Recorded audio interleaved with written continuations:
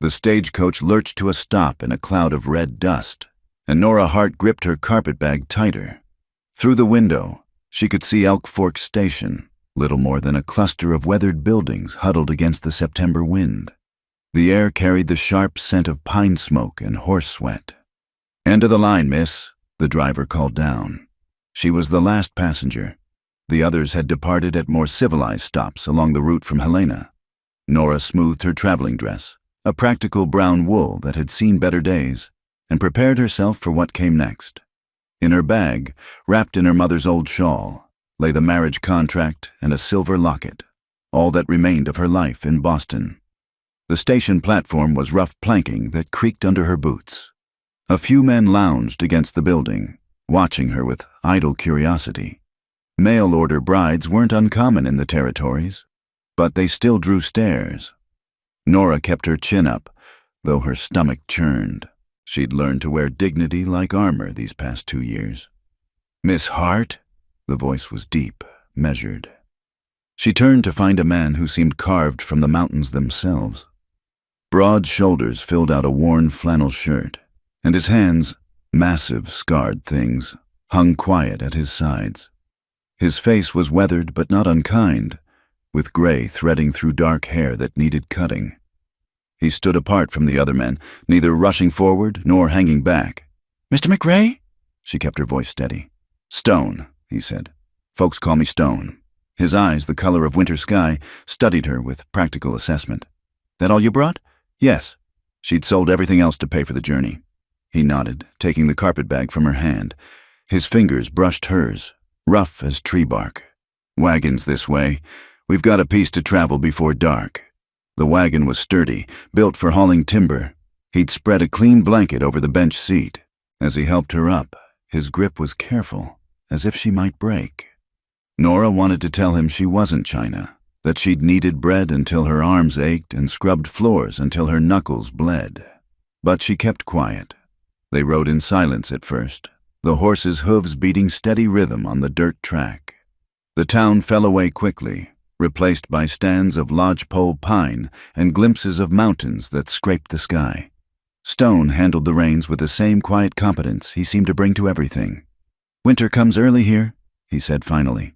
"Got the wood mostly split, but there's work yet. Root cellar needs filling. Stock needs tending."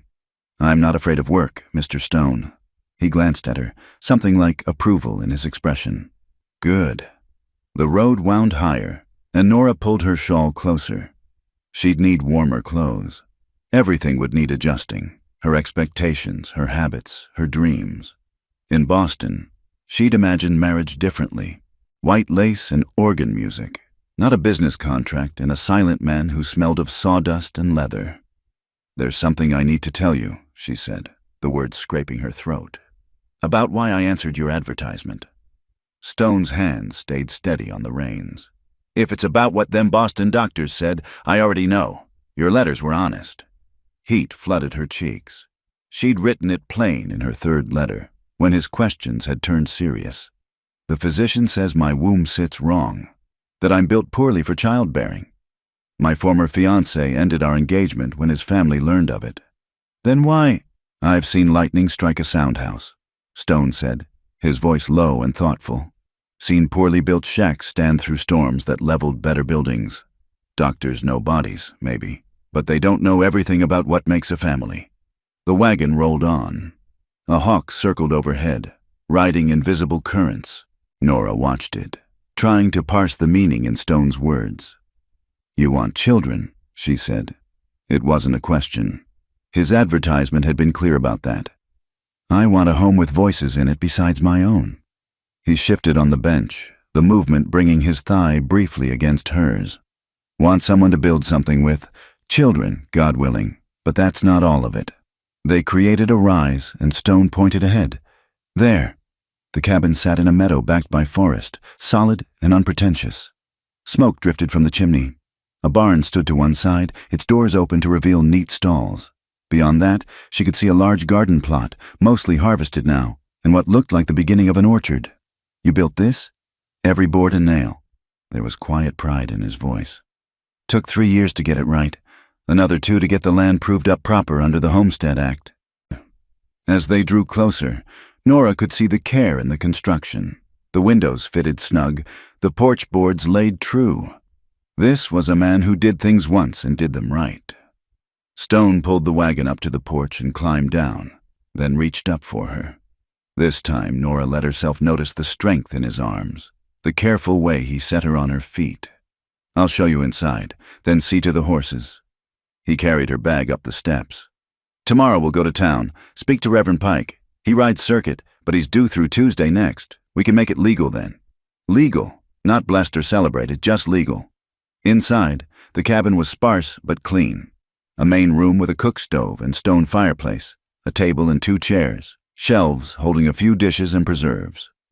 Through one door, she glimpsed a bed covered with a worn quilt. Through another, a smaller room with a narrow cot. "You'll take the bedroom," Stone said. "I'll bunk in here until—" He stopped, color rising above his beard. "Until you're comfortable."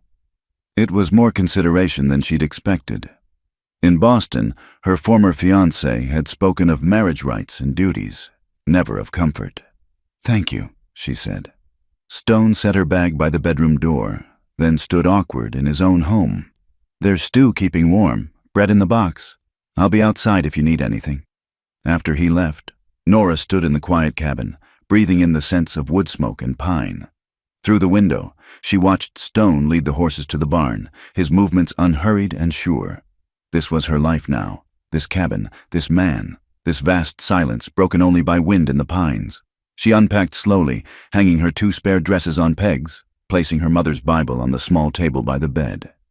When she opened the locket, her mother's face gazed back.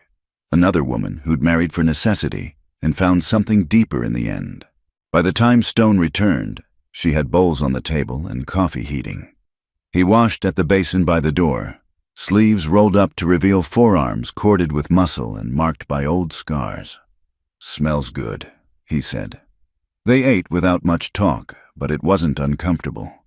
Stone had the stillness of a man used to his own company, but not the sullenness of one who preferred it. When their eyes met across the table, he didn't look away. "About children," Nora said finally, setting down her spoon. "I can't promise—" "I'm not asking for promises about what you can or can't do," Stone interrupted, his voice firm but not harsh. "Bodies do what they will. I'm asking something different." He leaned back in his chair, choosing words with the same care he'd shown fitting those window frames. "When it's time, if it's time, will you try?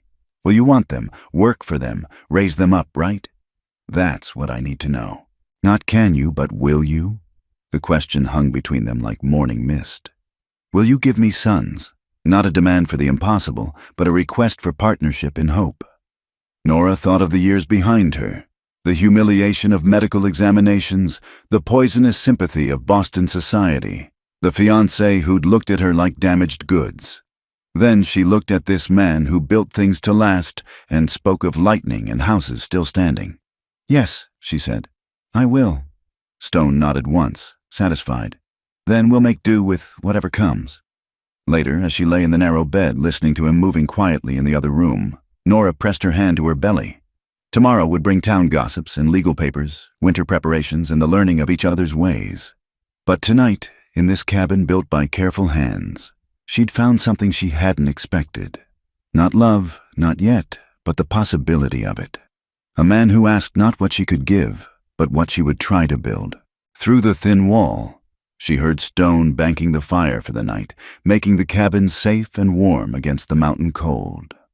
Outside, the wind sang through the pines, carrying the promise of snow and the scent of wild places. Nora closed her eyes and, for the first time in 2 years, slept without dreams of all she'd lost. The morning of the wedding dawned crisp and clear, with frost silvering the grass outside the cabin. Nora had been up since before dawn, pressing her best dress, a deep blue wool that brought out her eyes, and trying to calm the flutter in her stomach. Through the window, she could see Stone splitting wood, each swing of the axe precise and powerful. They'd spent 3 days learning each other's rhythms. She'd discovered he took his coffee black and bitter, that he hummed tunelessly while working, that he always checked the animals last thing before bed. He'd learned she needed bread like she was fighting it, that she couldn't abide a dirty dish left overnight, that she sang hymns under her breath when nervous. Now Stone appeared in the doorway, dressed in what must be his Sunday best, a clean white shirt and dark trousers, his hair slicked back with water. He looked uncomfortable but determined. "Wagon's ready," he said, then paused. "You look fine, Nora." It wasn't poetry, but something in his eyes made her cheeks warm. "Thank you." The ride to town took 2 hours through country that made her breath catch. Mountains rose on all sides, their peaks already white with early snow.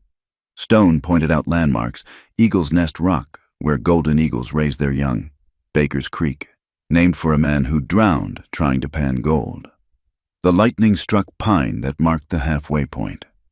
Elk Fork's Main Street was busy for a Tuesday. Word had spread, as word always did in small towns. Nora kept her eyes forward as the Stone helped her down from the wagon, though she felt the weight of curious stares. The church was hardly more than a large cabin with a cross nailed over the door. Inside, it smelled of pine sap and beeswax. Reverend Pike stood at the altar, a traveling preacher with kind eyes and clothes that had seen too many miles. Stone, Miss Hart. He shook their hands warmly.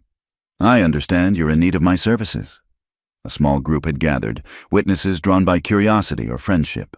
Nora recognized the storekeeper and his wife from their supply run. A weathered woman with gray-streaked hair introduced herself as Elodie Beaulieu, the local midwife. "Métis," she said, studying Nora with sharp dark eyes. "My grandmother taught me the old ways and the new. You come see me when you need." The implication made Nora's throat tight, but she managed to nod. "If we're all here," Reverend Pike said, opening his worn Bible, "let's begin." The ceremony was simple. Stone had no ring, they weren't common in the territories, but he'd carved 2 bands from a piece of pale pine, smooth and light on their fingers. When it came time for vows, he spoke as clear and steady. "I promise not to abandon, not to silence, not to raise my hand in anger." The words weren't traditional, but they carried weight. "I promise to provide, protect, and respect. To build with you, not over you." Nora's voice shook only a little as she repeated the words, then added her own. "I promise to work beside you, to speak truth even when it's hard, to make this house a home, to try, always to try." Then, by the authority vested in me by the territory of Montana and the Lord above, Reverend Pike said, "I pronounce you husband and wife." Stone's kiss was brief, careful, a seal on a contract more than a declaration of passion. But his hand was warm and steady at her back as they turned to face the witnesses. The general store had been transformed for the occasion.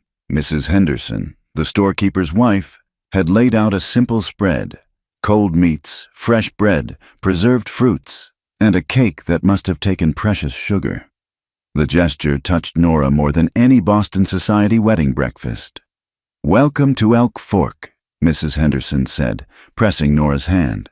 "It's good to see Stone taking a wife. That cabin needs a woman's touch."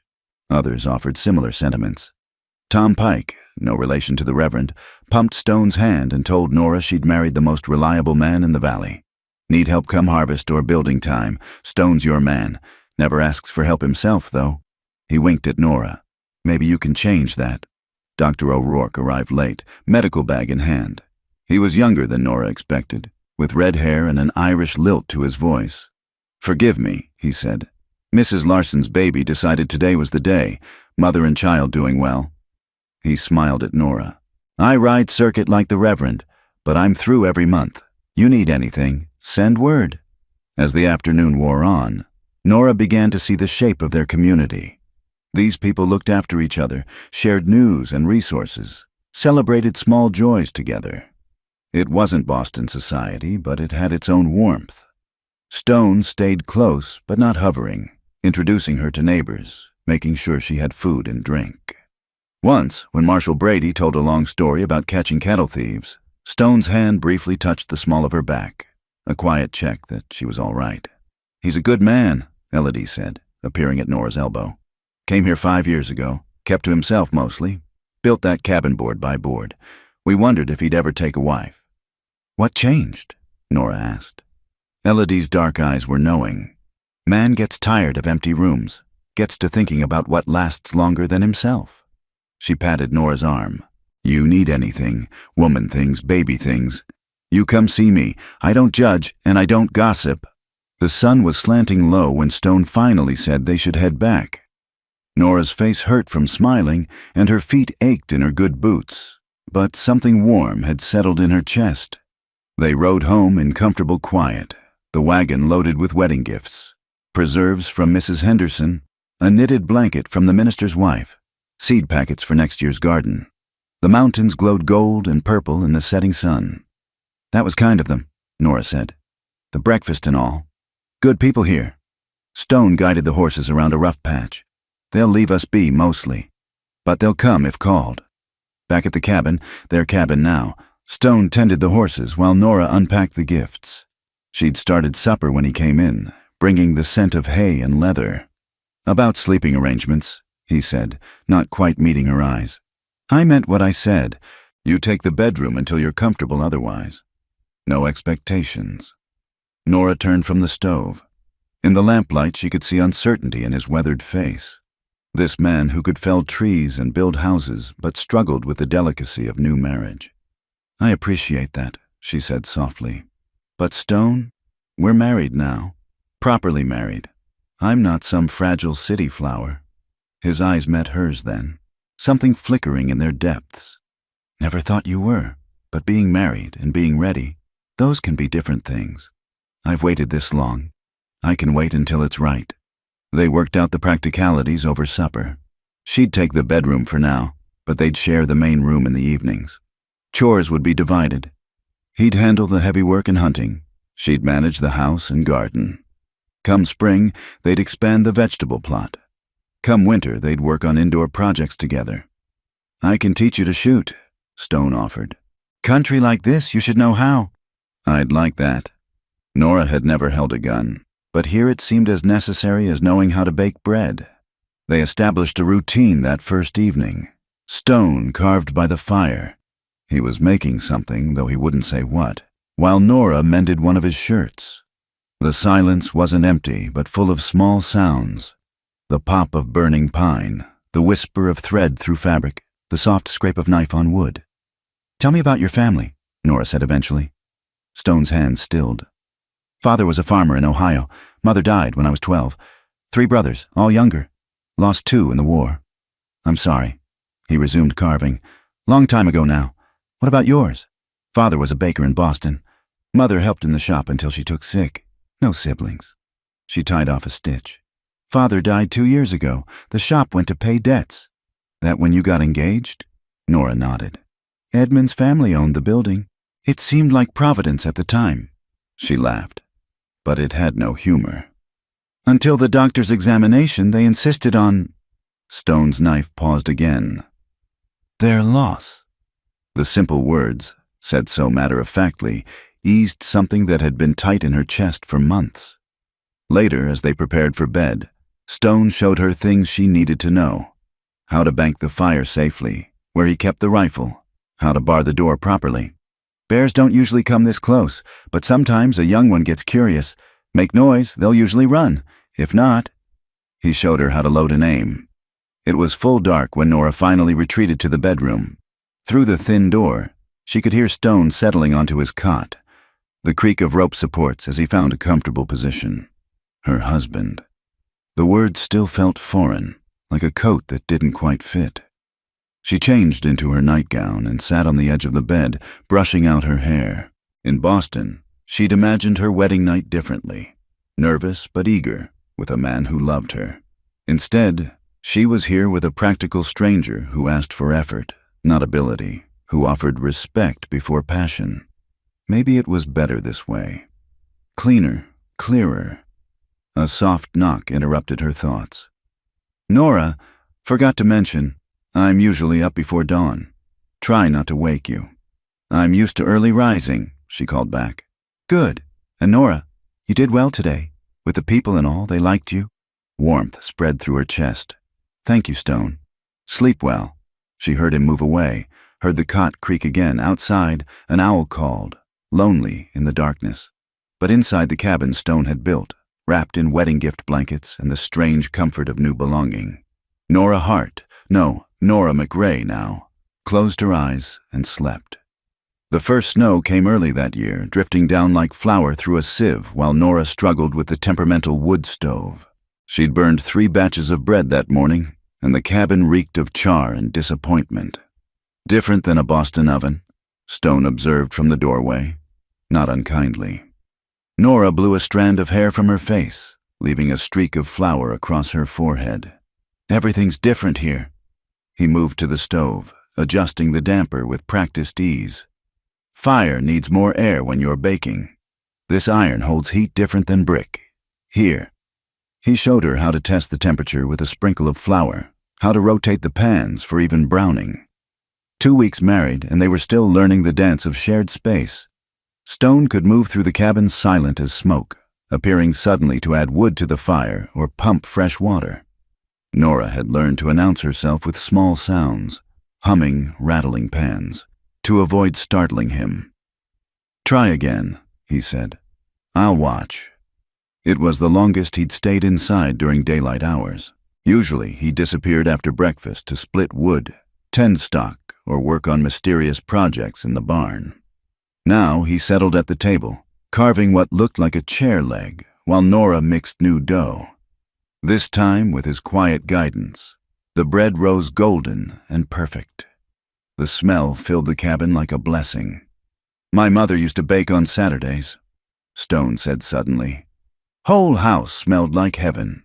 It was the most he'd volunteered about his past. Nora sliced the warm bread, spread it with butter they'd churned together that morning, and set it before him. His eyes closed briefly as he tasted it. "Just like I remember." That afternoon he taught her to read the weather. They stood on the porch, watching clouds mass over the peaks. "See how they're moving? Like water boiling backward." He pointed to the shifting patterns. "Storm coming, maybe tonight. The mountains talk if you know how to listen." What do they say?" "Right now, they're saying we need more wood inside." He smiled slightly, a rare thing that transformed his stern features. "And the shutters need securing." They worked together, stone splitting while Nora stacked. Her hands, already rough from years of work, developed new calluses. When a splinter drove deep into her palm, Stone took her hand without asking, extracted it with gentle precision. "You're not what I expected," he said, still holding her hand. "What did you expect?" "Someone softer, city-bred all the way through." He traced a callus with his thumb. "But you've got working hands." "My father believed in honest labor, even for daughters." She didn't pull away from his touch. "What else do the mountains say?" He looked up at the darkening sky. "That winter's coming hard this year. We'll be snowed in for weeks at a time." The prospect might have frightened her once. Now, looking at this man who handled her small hurts with such care, she felt only a flutter of anticipation. That night, the storm hit with fierce beauty. Wind howled around the cabin corners, and snow drove against the windows like flung rice. They ate stew by lamplight. The world shrunk to this one warm room. "I started something for you," Stone said when the dishes were done. He retrieved a bundle from the corner, carved wood pieces that assembled into a rocking chair frame. "Need sanding and finishing, but I thought women like rocking chairs." Nora ran her hands over the smooth wood, touched by the hours of work it represented. "It's beautiful. When did you—" "Evenings, mostly. In the barn." He looked embarrassed. "Wanted you to have something that was yours." She thought of the bare cabin, his sparse belongings, how he'd given her the bedroom without question. This man who owned so little, making sure she had something of her own. "Thank you," she whispered. They worked on it together as the storm raged. Stone showed her how to sand with the grain, how to rub oil into the wood until it glowed. Their hands brushed often in the lamplight. Once, when she leaned close to examine a joint, she felt his breath stir her hair. "You smell like bread and wood smoke," he said softly. "Is that good?" "It's home." The word hung between them, weighted with possibility. Nora felt heat rise in her cheeks that had nothing to do with the fire. Over the following days, the boundaries between them softened like snow in sun. Stone began teaching her skills she'd need: how to mend harness, how to tell good hay from bad, how to doctor simple injuries in stock. In return, she taught him her mother's trick for stretching flour with potato, how to make soap that didn't crack skin raw, how to darn socks so the men didn't rub blisters. "Never had anyone to teach me the small comforts," he admitted one evening, examining his newly mended sock with wonder. They developed a nightly ritual. After supper, Nora would work on what she'd started calling her marriage quilt, piecing together scraps from her old life and new fabric bought in town. Stone would carve or mend tack, the lamp between them creating a circle of gold in the darkness. "What's that pattern called?" he asked one night. "Wedding ring. See how the circles interconnect?" She spread the fabric to show him. "My grandmother made one, said it represented how lives loop together, no beginning or end." Stone traced one of the circles with a finger. "Like a promise?" "Yes." He was quiet for a long moment. "Then, I was engaged once, before the war." Nora's needle stilled. She waited. "Sarah, Judge's daughter, pretty as a picture and knew it." His knife moved steady on the wood. "When I enlisted, she promised to wait, sent letters for a while, then they stopped coming." "What happened?" "Came home to find her married to a banker. Said she couldn't tie herself to a man who might come back changed. Or not come back at all." He examined his carving. A wooden flower, delicate as the real thing. "Can't say I blamed her. I did come back changed." Nora chose her words carefully. "We're all changed by what we survive. Doesn't make us less worthy of love." His eyes met hers across the lamplight. "That why you really left Boston? Not just the broken engagement?" She'd been waiting for this question. "People talk, especially about women who are imperfect. Every social call, every church service, every shopping trip, whispers followed. Poor Nora, barren Nora. What man would want her now?" The needle shook in her hand. "I couldn't breathe there anymore." "Their loss," Stone said, echoing his wedding day words. But this time he reached across the space between them, covered her hand with his. "Our gain." That night, when they parted for bed, he lingered at her door. "Nora, you're not imperfect, you're just human, like the rest of us." She lay awake long after, listening to the wind and thinking about circles with no beginning or end, about promises made in deed rather than word. The next morning brought sun on snow, blinding bright. Stone was already up, coffee made, fire crackling. But instead of heading out after breakfast, he stayed. "Thought we might work on your shooting," he said. "Snow's good for tracking where bullets hit." He'd set up targets, tin cans on fence posts. The rifle was heavy in Nora's arms, but Stone showed her how to brace it proper, how to sight down the barrel. "Breathe out slow, squeeze gentle," he murmured, standing close behind her. "Like you're asking, not demanding." The first shot went wide, the second closer. By the third, she clipped the can, sending it spinning. "Natural eye for it," Stone said, approval warm in his voice. They practiced until her shoulder ached and her ears rang. But she could hit more often than not, and Stone's rare smile made the discomfort worthwhile. Walking back to the cabin, he suddenly stopped. "Listen." Nora held her breath. At first, nothing. Then, a subtle whisper, like silk on silk. "Snow talking," Stone said. "Means more coming. Different than storm snow. This'll be the kind that closes roads, keeps folks home for weeks. Are we ready?" He looked at her, something shifting in his expression. "Wood stacked, larders full, stocks sheltered. Question is, are you ready? Being snowed in. It's close quarters, no escaping each other." Nora thought of 2 weeks of lamplight evenings, shared work, small kindnesses, of a man who carved beauty from rough wood and spoke of circles without end. "I'm ready," she said. That evening, as predicted, the snow began, soft, steady, inexorable. They prepared together, bringing in extra wood, checking windows, ensuring the animals were secure. Working as a team now, no wasted motion. When all was done, they stood at the window watching the world disappear in white. "Could be weeks before we see town," Stone said. "I know." He turned to her, and she saw her own anticipation reflected in his eyes. Whatever came next, they would weather it together. In the circle of lamplight, with her marriage quilt growing beneath her hands, and this good man learning the shape of contentment beside her, Nora felt the first stirrings of something that might, given time and patience, grow into love. The snow fell. soft as promises, sealing them into their small world of wood smoke and warmth. And for the first time since leaving Boston, Nora was exactly where she wanted to be. The ladder to the barn loft creaked under Nora's weight. She'd come searching for burlap to protect her winter vegetables. But Stone had been distracted when she'd asked where he kept it, his eyes sliding away from hers. Up in the loft, maybe, he'd said vaguely. Haven't been up there in a spell. Now, pushing through the hay-scented dimness, she understood why. Weak afternoon light filtered through cracks in the boards, illuminating dust motes and something else. A wooden box tucked far under the eaves. She shouldn't look. It wasn't her place to dig into whatever Stone had chosen to hide. But her hand moved without permission, drawn by the same instinct that had brought her west seeking a new life. The box was pine, smooth with handling. Inside, wrapped in oilcloth, a medal on faded ribbon, letters tied with string, and beneath those, folded papers covered in pencil sketches. Her breath caught as she recognized what the drawings showed. A cradle, drawn from every angle, measurements carefully noted, details of spindle design, different styles of rockers. In the corner of one page, a date, December 1863. "Nora?" she startled, nearly dropping the box. Stone stood at the top of the ladder, his face unreadable in the dim light. "I'm sorry," she began.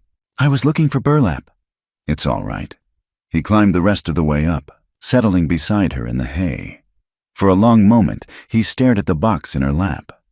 Should have put that away better, or burned it, maybe. These drawings, made them in winter camp, 63. Thought I'd be home by spring, thought Sarah would. He trailed off, picked up the medal. Shiloh. They gave these out like candy after. Didn't much matter to the boys who didn't come home. Nora carefully unfolded one of the letters. The paper was worn soft at the creases, as if it had been read many times. Sarah's handwriting was flowery, full of gossip about dress patterns and social calls. Nothing about missing him. Nothing about love.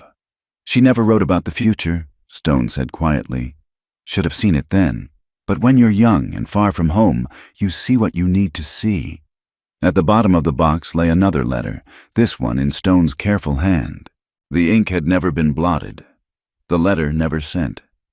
"My dearest Sarah," it began. "The baby clothes you sent found good use. Gave them to a Tennessee woman who lost everything when the armies came through. She cried like I haven't seen since Ma died. Said I should save them for our own children, but I told her you'd understand. You always were generous." "She sent baby clothes?" Nora asked softly. "Her cousin's cast-offs. Said she was practicing for when we'd need them." His laugh was bitter. Found out later she was already seeing the banker then. The clothes were likely her way of easing guilt. Nora refolded the letter carefully. "You kept building cradle plans even after—" "Fool's hope. Thought if I could just make it perfect enough, detailed enough." He shrugged. "Man needs something to dream on when he's cold and scared and far from anything good." She studied the sketches again. Such care in every line, such tenderness in the carved details he'd imagined. A man planning beauty in the midst of war's ugliness. "You could still build it," she said. "The design is lovely." His hand covered hers on the paper. "Started to, that first year here. Got as far as cutting the wood before I realized how empty this place would echo with a cradle and no child." He squeezed gently. "It's out back of the barn. Good pine, going to waste." They sat in silence, the weight of old grief heavy between them. Through the loft window, Nora could see snow beginning to fall again, soft and steady. "I was so sure the doctors were wrong," she said finally. "After Edmund broke our engagement, I saw 3 more physicians. Each one said the same thing. My womb sits wrong, tilted back. One said it was like trying to plant seeds on a hillside. Everything would just slide away." Stone's thumb traced circles on her wrist. "Doctors say a lot of things." "But what if they're right? What if you've tied yourself to another woman who can't give you children?" He turned to face her fully then, his gray eyes intense. "You think that's all I want? A brood mare?" The crude term made her flinch. "No, but I want a partner, Nora. Someone to build a life with. Children are part of that hope, yes, but not the whole of it." He touched her face, his calloused palm gentle against her cheek. "You think I'd trade what we're building for a guarantee of sons? Trade these evenings by the fire, you teaching me patience, me teaching you strength. Tears burned her eyes. You barely know me. I know enough. His thumb caught a tear as it fell. Know you work until your hands bleed but never complain. Know you sing when you think I can't hear, hymns when you're worried, folk songs when you're content. Know you gave names to all the chickens even though I told you not to get attached. Despite everything, she laughed. Henrietta's the red one. I know. His smile was tender. I know you flinch when anyone mentions babies, but force yourself to smile anyway. Know you're stronger than you believe and kinder than this hard country deserves. The space between them had shrunk to nothing.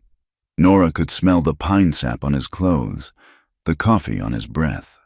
This close, she could see silver threading through the hair at his temples, the lines that pain and weather had carved beside his eyes. Stone, she whispered. Ask me, he said. Whatever you're thinking, ask, when will we truly be husband and wife? His hand was still on her face, thumb tracing her cheekbone. When you say, when you're ready to try for whatever comes, children or no children, when you believe that you're enough, just as you are. She thought of the cradle plans, drawn by lamplight in an army camp, of baby clothes sent by a faithless woman, given away in kindness, of a man who'd carved beauty from loss and offered her not just a house, but a home. What if I'm ready now? His eyes darkened. Nora. She silenced him with a kiss, tentative at first, then deeper as he responded. His arms came around her, solid and sure, and she felt safe in a way she hadn't since her father died. When they broke apart, both breathing hard, hay in her hair and wonder in his eyes, she knew something fundamental had shifted. Not in the hayloft, he said roughly. You deserve better than that. They climbed down together, Stone going first to steady the ladder. In the barn's main floor, he stopped, moving to a corner she hadn't explored. Under a canvas tarp lay wood. Pine, as he'd said, already cut and shaped into cradle pieces. Could finish it, he said quietly. Together, even if we never need it, would be good to see it whole. Nora ran her hand over the smooth wood, imagining the hours he'd already put into it. Yes. They walked back to the cabin through falling snow, hand in hand now, no pretense left between them. Inside, Stone built up the fire while Nora made coffee, both needing the familiar ritual to steady themselves. I should tell you, Stone said as they settled by the fire. I've not been with a woman since before the war. Sarah and I never. She wanted to wait, and after, it didn't seem. Nora felt relief wash through her. I've never. Edmund kissed me twice, very properly. That's all. Then we'll learn together. He took her hand, kissed each finger. No hurry, no expectations except kindness. That night, when it came time for bed, Nora didn't go to her room. Instead, she stood in the doorway of their bedroom, heart hammering. You're sure? Stone asked. I'm sure I want to try. I'm sure I want to build something with you. Family, home, future. Whatever shape it takes. He held out his hand, and she took it. Later, in the darkness with snow whispering against the windows, they lay entwined in the bed Stone had built for the family he dreamed of. It had been awkward and sweet, careful and passionate by turns. Not the stuff of romance novels, but real in theirs. No regrets? Stone asked, his voice rumbling against her ear where she lay on his chest. None. She traced the scar on his shoulder, a battlefield souvenir he'd earned at Shiloh. Do you think, could we be blessed? Despite what the doctors said. Don't know. He pulled her closer. But I know we're blessed already. This moment, this choice, that's blessing enough for now. Through the window, she could see stars between the clouds, bright and cold as promises. In the morning, they would wake to chores and breakfast, to the rhythm of shared days. They would work on the cradle together, a hope made manifest in wood and will. But for now, in the warm darkness of their marriage bed, Nora let herself believe in possibilities, in seeds that might take root despite the angle of the ground, in love that grew from partnership rather than passion, in the family they would make whether children came or not. The box in the loft with its freight of old dreams could stay where it was. They were writing a new story now, one careful line at a time, like pencil sketches of something beautiful still taking shape. The nausea came with the first hard freeze of November, turning Nora's stomach as she tried to fry eggs for breakfast. She barely made it to the porch before losing last night's supper, gripping the rail while Stone held her hair back. "Just something I ate," she gasped, though they'd shared the same meal. Stone said nothing, but his hand was gentle on her back, his eyes thoughtful as he helped her inside. It happened again the next morning, and the next. By the fourth day, Stone set down his coffee cup with deliberate care. "When was your last monthly time?" Heat flooded her face. They'd been truly married for 6 weeks now, but some topics still felt too intimate for breakfast conversation. I'm not always regular." "Nora," she counted back, fingers worrying the tablecloth. "September, before I came here, but that doesn't mean, the doctors said." "Doctors can be wrong." Hope and terror warred in her chest. She'd let herself dream, those nights in Stone's arms, but dreams and reality were different creatures. It could be the change in climate, or worry, or... Stone reached across the table, stilled her restless hands. "Elodie would know.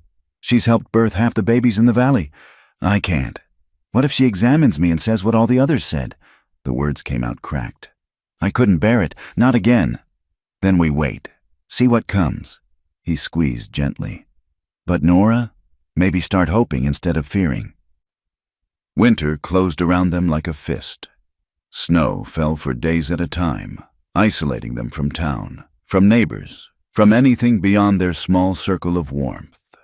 Stone worked on the cradle in the evenings now, not hiding it anymore. The rhythmic scrape of sandpaper became a kind of prayer. Nora fought the nausea each morning, hid her dizziness as she went about her chores. But her body betrayed her in other ways. Tender breasts, bone-deep exhaustion, the way certain smells made her stomach revolt. Stone watched it all, saying nothing, but his touch grew even gentler, his care more pronounced.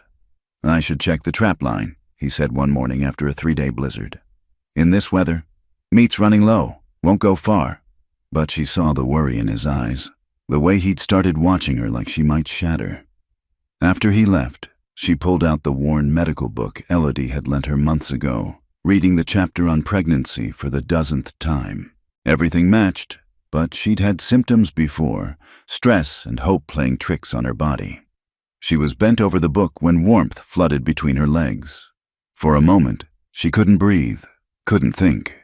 Then the cramping started, low and familiar, and she knew. By the time Stone returned, she'd cleaned herself up, changed clothes, buried the evidence deep in the washing.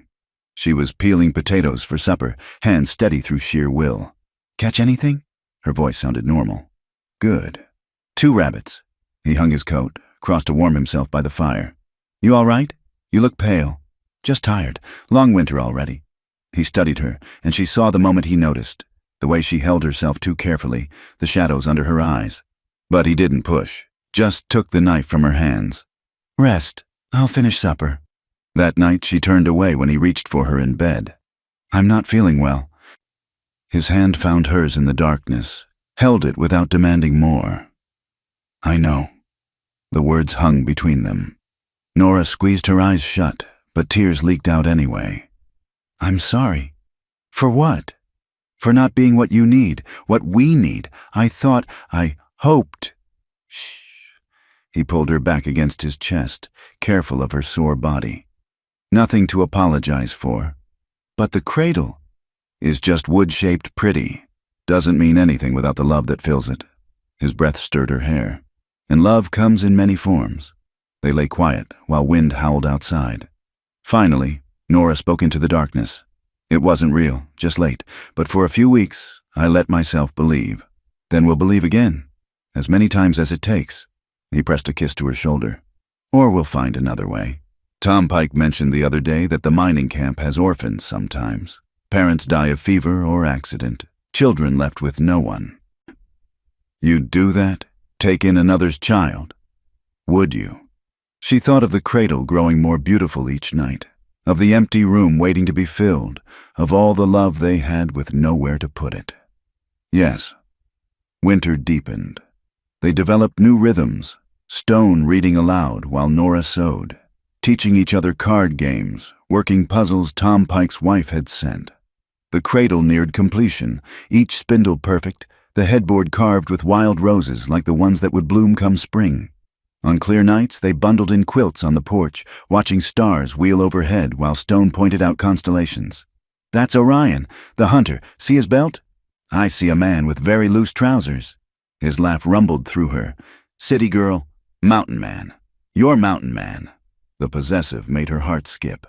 Yes, January brought a brief thaw, then February slammed down harder than before. They were down to salt pork and stored vegetables when Stone announced he had to attempt the trip to town. "We need supplies. Medicine, too, in case she caught again. In case this time was real." Neither said it aloud. He was gone 3 days. 3 days where Nora paced and prayed and tried not to imagine him frozen in a drift somewhere. When he finally returned, he brought more than supplies. "Letter from Boston," he said, handing her the envelope. Her mother's cousin, writing that Edmund had married a railroad heiress. "She's already expecting," the letter reported with thoughtless cruelty. "Such a blessing for a first year of marriage." Nora set the letter in the fire, watched it curl to ash. "Good for them." "You mean that?" she considered. "Yes, he wanted children more than he wanted me. Now he has what he wanted, and I have what I didn't know I needed." "What's that?" "A man who wants me more than he wants children. Who'll carve a cradle just for hope but doesn't need it filled to be happy." Stone pulled her onto his lap, something he'd started doing these winter evenings. "Not happy because it's empty. Happy because we're here to fill it, or not fill it, together." March arrived with the sound of ice breaking in the creek. The road to town opened intermittently. Nora's monthly courses came regular as sorrow, but the grief grew lighter each time, shared between two instead of carried alone. "Elodie asked after you," Stone said after a trip to town. "Said you're welcome any time, not just for medical things. She teaches young wives things, herbs and such." Nora knew what he wasn't saying. Herbs that might help, positions that might encourage conception, old wisdom that doctors dismissed. "Maybe when the road's clear proper." "No hurry, we've got time." Time. Such a luxury after years of feeling it slip away. She was 27 now, Stone 40. Not young, but not yet old. Time to try, time to fail, time to find another way if needed. The cradle was finished now, rubbed with oil until it gleamed.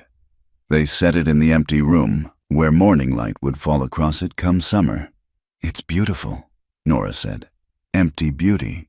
No, hopeful beauty. There's a difference."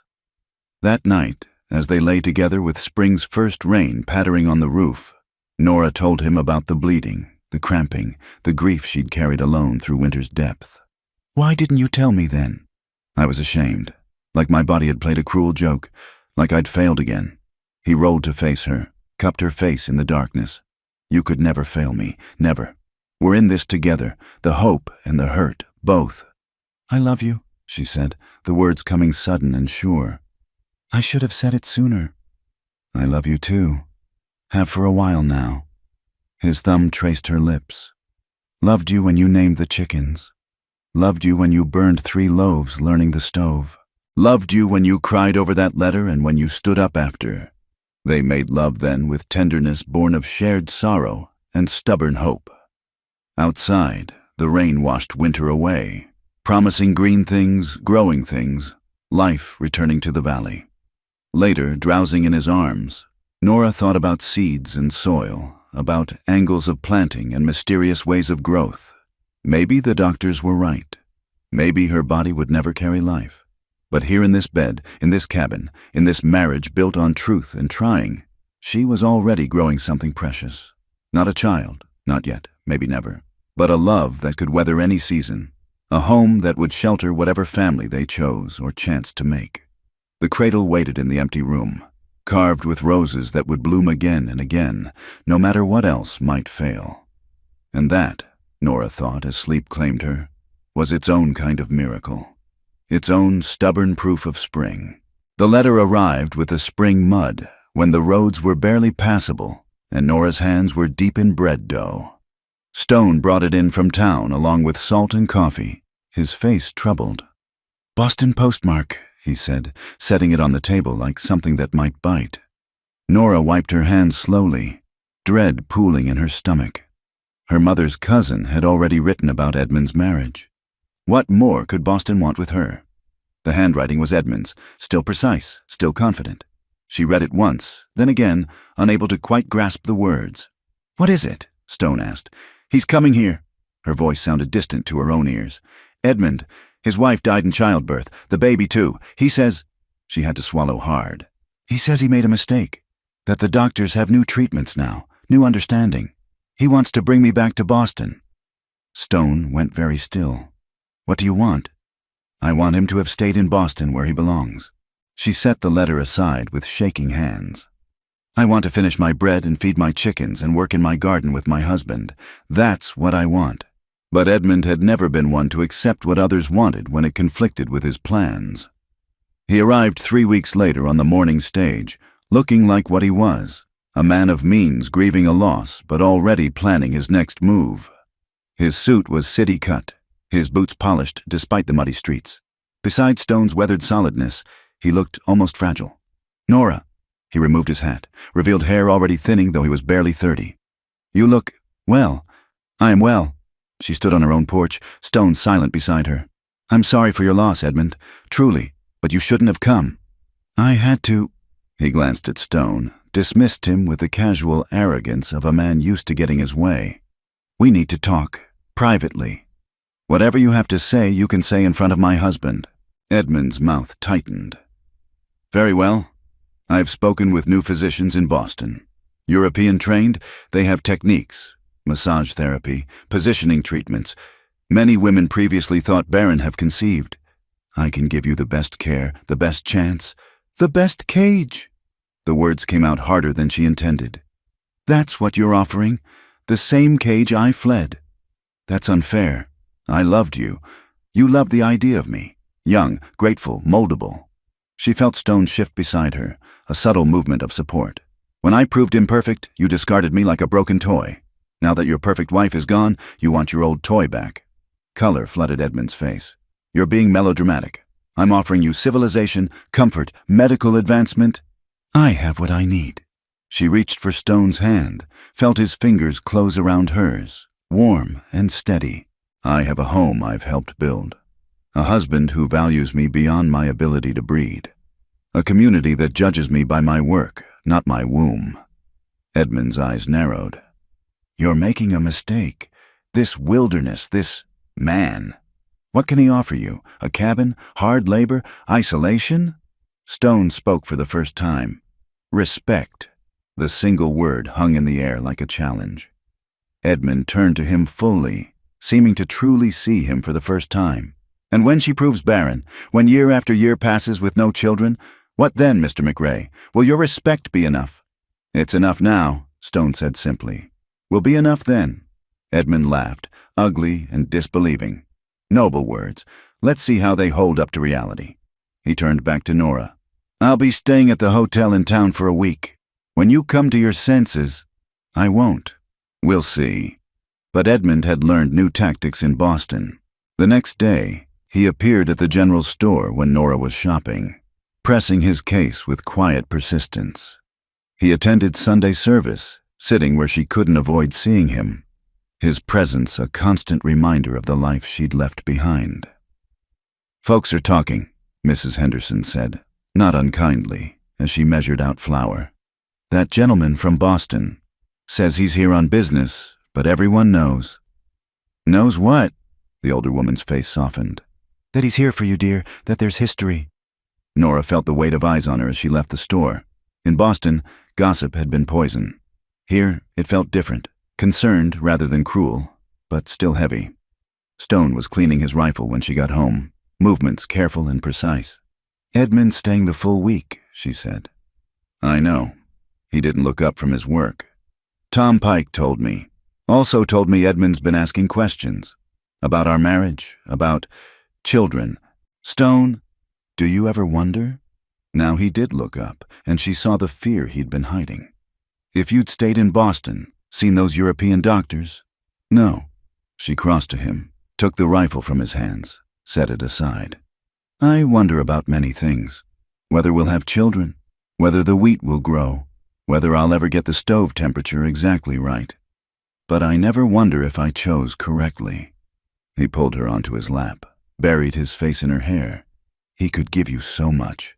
He could give me things. You give me partnership. There's a difference." That night she showed him the difference in their bed, loved him with a fierce tenderness that left them both breathless. But she felt the shadow Edmund had cast, the questions he'd planted like weeds in good soil.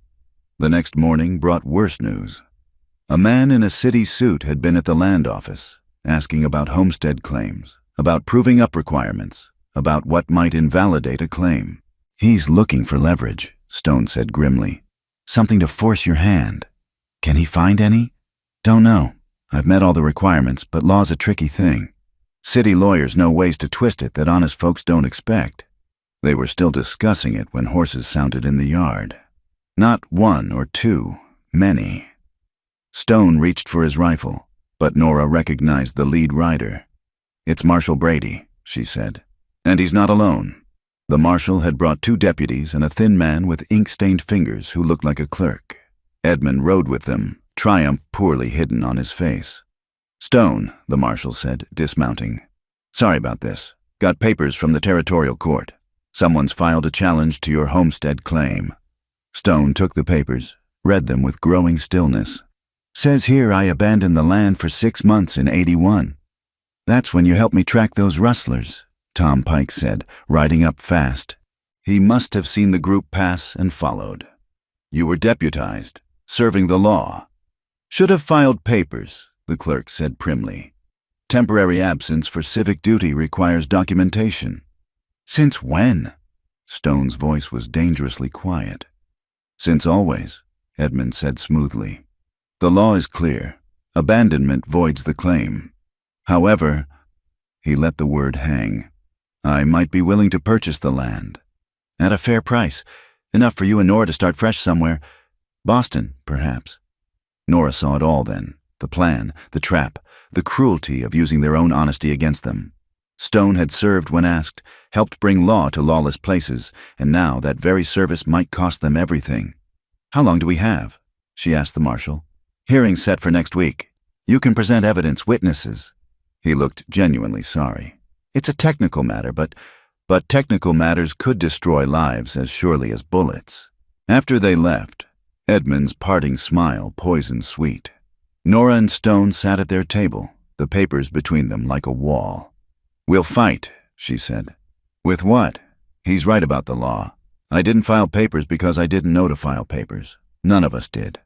Then we'll find another way." She grabbed paper, pen. "I'll write to everyone you helped that season, get testimonies. Show that you were serving the territory, not abandoning it." "Nora!" "No!" She slammed her hand on the table, surprising them both. "I will not let him win. Not Edmund. Not any man who thinks money and manipulation trump honest work.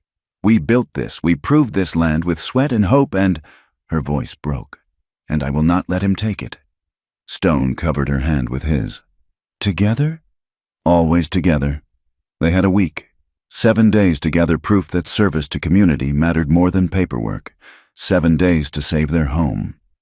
Nora wrote letters until her fingers cramped. Stone rode to neighboring homesteads, gathering support. Tom Pike sent word to every man who'd ridden with them that season. Mrs. Henderson organized the church women to testify about Stone's character. But Edmund had money, and lawyers versed in territorial law. He had documentation and precedent. He had everything except the one thing that mattered, the truth of what home meant to those who built it board by board, season by season, promise by promise. "Whatever happens," Stone said the night before the hearing, holding her close in their bed, "I want you to know, this time with you has been worth everything. If we lose the land but keep each other, we won't lose," Nora said fiercely. "We can't." But in the darkness, listening to his heartbeat, she wondered if love and determination would be enough against law twisted to serve wealth. If their wild roses would bloom for other hands, if their empty cradle would wait in someone else's home. The hearing would tell. Tomorrow, in a small courtroom in Elk Fork, they would learn if building a life mattered more than following rules they'd never known existed. If service trumped technicality. If love could stand against law. Tonight, though, they had this. Each other, their bed, their home still theirs for one more dawn. It would have to be enough. It was everything. The courthouse in Elk Fork was packed to the walls. Word had spread like wildfire through the valley. One of their own was under attack from city money, and folks had opinions about that. The smell of wet wool and tobacco filled the air as neighbors pressed in, leaving muddy boot prints on the plank floor. Judge Nathan Whitmore, young and fresh from law school back east, looked overwhelmed by the crowd. He'd arrived just 2 months ago, eager to bring proper legal procedures to the territories. Now he faced his first real test. "This hearing will proceed with order," he said, gavel cracking. "Any disruptions will result in removal." Edmund sat with his lawyer, a sharp-faced man named Cornelius Hatch, who'd come all the way from Helena. Across from them, Stone sat alone. He'd refused a lawyer. "I'll speak my own truth," he'd said. Nora took her place in the front row, hands folded tight in her lap. Behind her, she felt the solid presence of their community. Tom Pike and his wife, Dr. O'Rourke, the Hendersons, Elodie, even crusty old Samuel Briggs, who never came to town except for supplies. "Mr. Hatch," the judge began, "present your case." The lawyer stood, smooth as snake oil. "The law is clear, Your Honor. The Homestead Act requires continuous residence for 5 years. Mr. McRae abandoned his claim for 6 months in 1881. We have affidavits from 3 witnesses who will testify the property stood empty during that time." 3 men Nora didn't recognize took the stand one by one. Trappers, they claimed, who'd passed through the valley that year. "Cabin was empty," the first said. "No smoke from the chimney. Stock gone. Clear abandoned." "You're certain of the dates?" Hatch pressed. "Yes, sir. Remember clear because it was the year of the big flood. Spring of 81. Stone's jaw tightened. Nora knew what he was thinking. The flood had been in 82, not 81. But these men spoke with such confidence, their stories matching perfectly. Too perfectly. When the third finished, Hatch produced a stack of papers. "I also submit Mr. McRae's own testimony, given to Marshal Brady upon his return, stating he'd been gone near about 6 months tracking rustlers. His own words condemn him." Judge Whitmore studied the papers, frowning. "Mr. McRae, your response?" Stone stood slowly, his size making the small courtroom feel smaller. "Those men are lying." "That's a serious accusation," the judge warned. "It's a serious lie." Stone's voice was steady as granite. "The flood was in 82, not 81. Any man who lived in these parts would know that. These men never trapped this valley. They've been paid to say they did." "Can you prove that?" "I can prove I was serving the law when I left. That I was asked to go by Marshal Brady himself, deputized proper." He looked at the marshal, who nodded. "I can prove I left someone to tend my stock and watch my property." "Who?" "Samuel Briggs."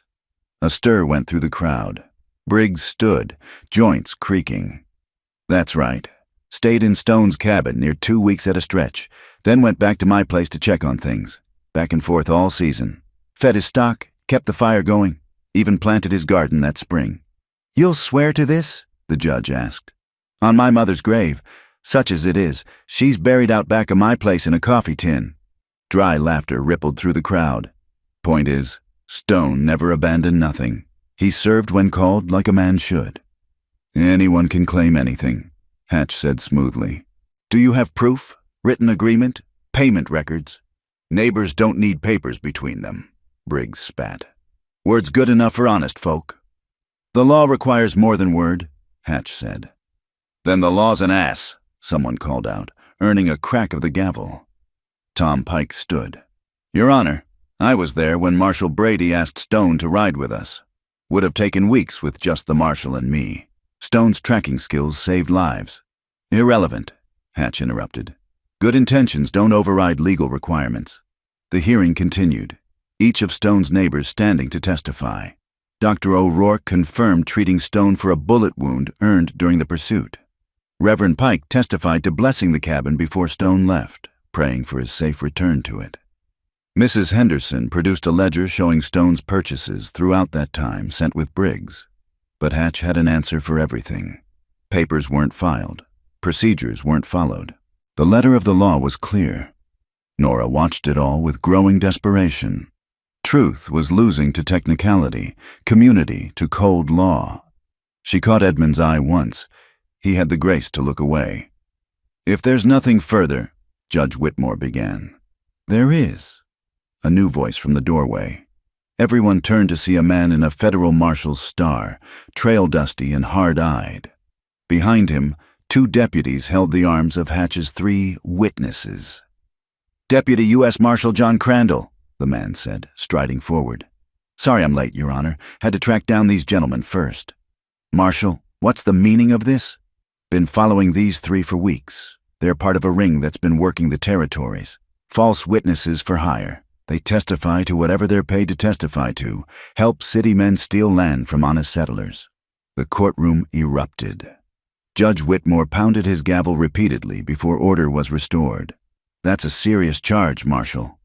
"Yes, sir, and I've got the evidence to back it." He produced a leather portfolio. "Sworn statements from Helena, Bozeman, 3 other towns.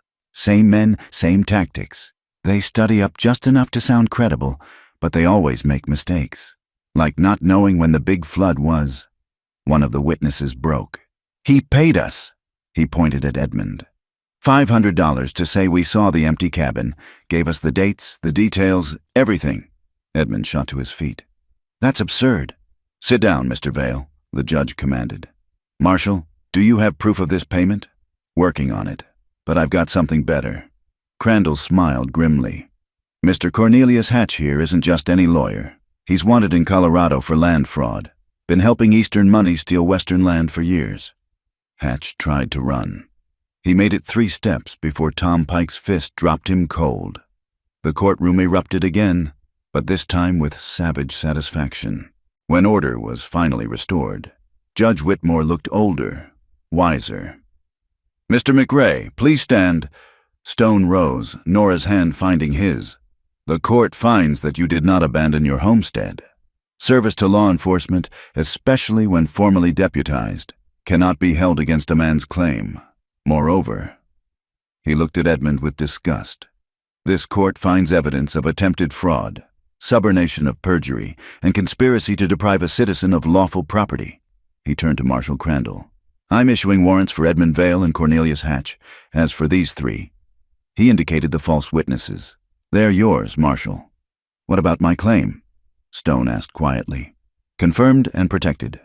This court also orders Mr. Vale to pay all court costs and a fine of $1,000 for abuse of legal process." The gavel came down final. "This hearing is closed." The crowd exploded in cheers. Men pounded Stone's back. Women hugged Nora.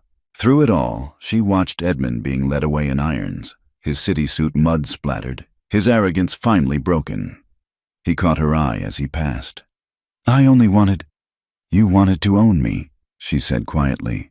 "Like you wanted to own this land, but some things can't be bought." Outside, in the spring sunshine, their neighbors lingered, reluctant to end this moment of communal triumph. Justice had won, but more than that, their way of life had been validated. "Drinks are on me," Tom Pike announced, and a cheer went up. But Stone drew Nora aside. "Need to go home," he said quietly. "Need to see it's still ours." They drove back in silence, but it was a full silence, rich with relief.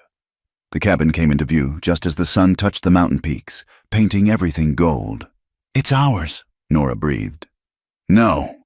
Stone helped her down from the wagon, pulled her close. "It's home. There's a difference."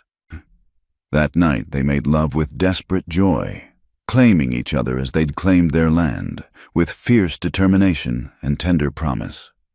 Later, lying in the darkness, Nora thought about Edmund in a jail cell, about laws written far away by men who'd never built anything with their own hands. "Stone." "The cradle. I want to finish it tomorrow." He was quiet for a moment. "Still might stand empty. Or it might not. Either way, it should be ready. Hope should always be ready." He pulled her closer, pressed a kiss to her hair. "Then we'll finish it. Together." Through the window, stars wheeled overhead.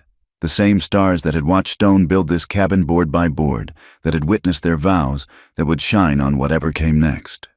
The land was theirs by law now, but more importantly, it was theirs by right. The right of work and love and stubborn faith in tomorrow. The cradle would be finished. The garden would be planted. And maybe, God willing, their empty rooms would fill with voices other than their own. But tonight, this was enough. Justice served, home secured, and each other to hold against whatever storms might come. The mountain wind sang through the pines, and Nora fell asleep to its music. Stone's heartbeat steady beneath her ear, their future finally, truly, their own. 2 years later, the sound of small feet on wooden floors had become the music of the McRae household. Little Margaret, barely walking but determined to explore, toddled after her mother while Nora worked in the garden, the child's chubby hands grasping at anything within reach. "No, sweet pea, those are for eating, not throwing," Nora said, rescuing a tomato from her daughter's grip. The miracle of Margaret still took her breath away sometimes. After the trial, after Edmund's imprisonment for fraud, after life had settled back into its rhythms, Nora's body had finally decided to prove the doctors wrong. The pregnancy had been difficult, full of bed rest and worry, but Elodie had been there every step, her métis wisdom supplementing Dr. O'Rourke's modern medicine. Now here was Margaret, sturdy and laughing, with Stone's gray eyes and Nora's stubborn chin. The cradle that had waited so long finally served its purpose, though Margaret preferred to sleep tucked between her parents like a small, warm puppy. "She'll be climbing trees before we know it," Stone said from the porch, where he was adding another room to the cabin. Not for hope this time, but for certainty. Nora was carrying again, her belly round beneath her apron. "Don't encourage her," Nora laughed, but she was already imagining it. Children racing through the meadow, voices calling across the valley, the cabin full of life and noise and joy. The rocking chair Stone had made her that first winter sat in place of honor by the fireplace, the marriage quilt draped over its back. The quilt had grown over the years, new pieces added to mark occasions, a scrap from Margaret's blessing dress, cloth from the curtains of their new room, even a piece from the shirt Stone wore to the trial, transformed from memory of conflict into part of their shared story. "Letter came," Stone said, producing an envelope from his pocket. "From Boston." Nora's hands stilled on Margaret's hair. They'd had no word from that quarter since Edmund's sentencing, 18 months in prison and permanent disbarment from practicing law in any territory. But the handwriting wasn't Edmund's. The letter was from his sister, a woman Nora had met only once. "Dear Mrs. McRae," it read, "I thought you should know that Edmund was released last month. He is headed west, not to Montana, he assured me, but to California to start anew. He asked me to tell you he understands now what he tried to take from you. He says prison taught him the value of things that cannot be bought or stolen. Freedom, dignity, the right to build one's own life. I don't know if his words are sincere, but I felt you deserved to hear them. May you and your family prosper in the life you've chosen." Nora folded the letter carefully, then placed it in the fire.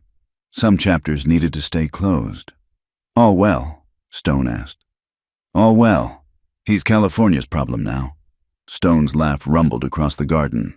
"Poor California." As if summoned by her father's laughter, Margaret tottered toward him, arms outstretched. He scooped her up, settling her on his shoulders where she could survey her kingdom, the garden where her mother grew vegetables and herbs, the barn where her father kept the horses, the meadow where wildflowers bloomed in rainbow profusion.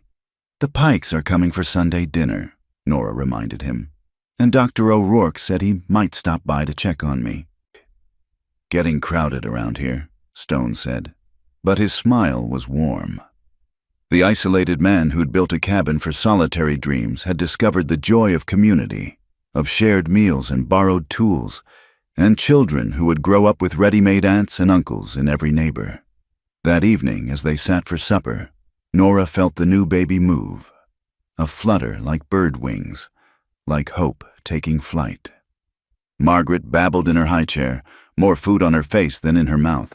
Stone reached over to wipe her chin, his big hands impossibly gentle. "Been thinking about names," he said. "If it's a boy." "Not Stone Jr.," Nora said firmly. One man of granite in the family is enough. Thought maybe Samuel, after Briggs. Ornery cuss saved our home testifying like he did. Samuel McRae. Nora tested the sound. And if it's a girl, your mother's name, or maybe Faith. He covered her hand with his. Seems fitting, considering. Faith. Yes, that was what had brought them here. Faith in new beginnings, in second chances, in love that grew from partnership rather than passion. Faith that sometimes the thing that looked like an ending was really a beginning in disguise. Later, after Margaret was asleep in her cradle and the dishes were done, they sat on the porch watching sunset paint the mountains. The swing Stone had hung creaked gently as they rocked, Nora's head on his shoulder, his hand resting on her growing belly. "Ever miss it?" he asked. "Boston, the life you might have had." "How can I miss what I never really had?" She turned to look at him. "I had expectations, plans, dreams that belonged more to others than to me. Here, I have a life I built with my own hands, a husband who sees me as I am, not as he wishes I were. A daughter who will grow up knowing her worth isn't measured by her womb, but by her heart. How could I miss shadows when I have substance?" He kissed her then, soft and sure, tasting of coffee and promises kept. As stars began to prick the darkening sky, Nora pressed another wildflower into her Bible. Evening primrose, blooming bold despite the fading light. The book was thick with pressed flowers now, each marking a moment, a season, a small victory over doubt. "Papa, Mama," Margaret's voice called from inside, wakeful and demanding. "I'll go," Stone said, but Nora was already rising. "We'll both go. She settles better with both of us." They went in together to soothe their daughter and bank the fire, to close the shutters against the night wind and prepare for another day of simple, profound joys. Behind them, the empty swing continued its gentle motion, pushed by mountain breeze that carried the scent of pine and possibility. In the barn, the milk cow lowed softly. In the garden, night-blooming flowers opened to the moon, and in the cabin that Stone had built for a family he'd only dreamed of, that family lived and grew and loved, proof that some mail-order brides and mountain men were meant to find each other across all the miles and mistakes that tried to keep them apart. The cradle by their bed rocked slightly in the air currents from the window, empty now but waiting, like the spare room Stone was building, like the dreams they still dared to dream, because that's what love did in the end. It made you brave enough to keep hoping, strong enough to keep building, wise enough to know that the family you chose could be just as precious as the one you were born to. Tomorrow would bring its own challenges, teething babies and summer storms, crops to tend and meals to cook. But tonight, with her husband's arms around her and their daughter's soft breathing filling the darkness, Nora McRae knew she was exactly where she belonged. Not because she'd given Stone sons, but because together they'd built something better than either had dared imagine. A home where love was patient, hope was stubborn, and every soul who entered was family. The wind sang through the pines, eternal and comforting, carrying their story out across the valley where other dreamers might hear it and take heart. And in the morning, the sun would rise on their small corner of Montana, blessing the mail-order bride who thought no one wanted her and the mountain man who'd asked not what she could do, but what she would try to build. Together, always together, until the mountains crumbled and the last star burned out, and even then, their love would remain, pressed like flowers in the pages of a life well lived. Thank you for listening to this story. I'd love to know where you're enjoying this tale. Are you listening at home, during your commute, or perhaps winding down before bed? Please subscribe to From Wild West channel and share your thoughts in the comments below. Your stories and connections make our community richer.